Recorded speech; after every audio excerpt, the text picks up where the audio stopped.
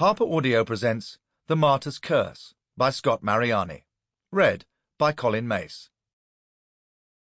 Prologue. France, January 1348. The crowd looked on in awed silence as the pall of smoke drifted densely upwards to meet the falling sleet. 4 attempts to light the pyre had finally resulted in a dismal, crackling flame that slowly caught a hold on the pile of damp hay and twigs stacked up around the wooden stake at its centre. So thick was the smoke, the people of the mountain village, who'd huddled round in the cold to witness the burning, could barely even make out the figure of the man lashed to the stake. But they could clearly hear his frantic cries of protest as he writhed and fought against his bonds. His struggles were of no use. Iron chains, not ropes, held him tightly to the thick wooden post. Rope would only burn away, and the authorities overseeing the execution wanted to make sure the job was properly carried out, that the corrupted soul of this evil man was well and truly purified in the cleansing flames. He was a man of indeterminate age, thin, gaunt, and known locally as Salvatore l'Aveugle, blind Salvatore, because he had only a right eye, the left a blank, empty socket. The robed and hooded traveller had first turned up in the village in late November. He declared himself to be a Franciscan priest on a lone pilgrimage to Jerusalem, where almost, for the first time since its fall to the Muslim forces of Salah al-Din in 1187, Christianity was re-establishing a lasting foothold. Salvatore's mission was to join his fellow Frenchman and Franciscan, Roger Guérin of Aquitaine, who had managed to purchase from the current Mameluke rulers parts of the ancient city, including the hallowed cenacle on Mount Zion, and was in the process of building a monastery there. But Salvatore's long journey hadn't started well.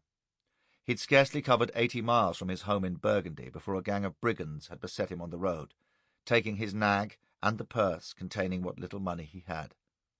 Bruised and battered, he'd plodded on his way on foot for a month or more, totally dependent on the goodwill of his fellow men for shelter and sustenance.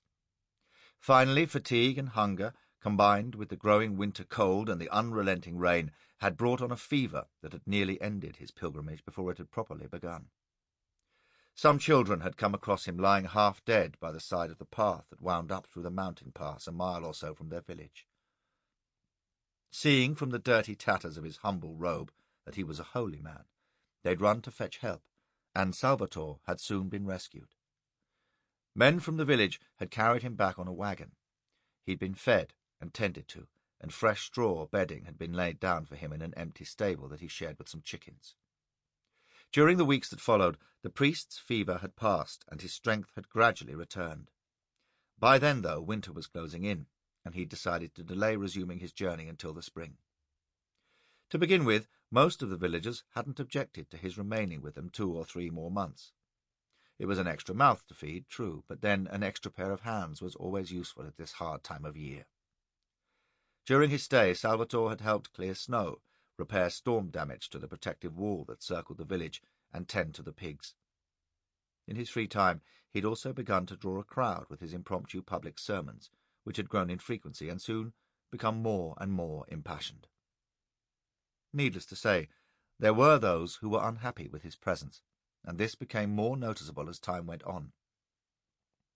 It was a somewhat closed community, somewhat insular, easily given to suspicion, and especially where strangers were concerned, even when those strangers were men of God, and most especially when those strangers frightened some people with their odd ways. The first rumours had begun to circulate about a month after Salvatore's recovery. Just a few passing whispers to begin with, quickly growing to a widespread consensus that the presence of this itinerant priest was cause for deep concern. Increasingly, villagers complained that the content of his sermons was scandalous. He railed against core doctrines of the Church, even attacked the views of the Pope, which he declared to be ignoble and ungodly. But that wasn't the worst of it. What really worried people were the seizures. Once, while feeding the pigs, and again in the middle of delivering one of his sermons, Salvatore had been seen suddenly. Sample complete. Ready to continue?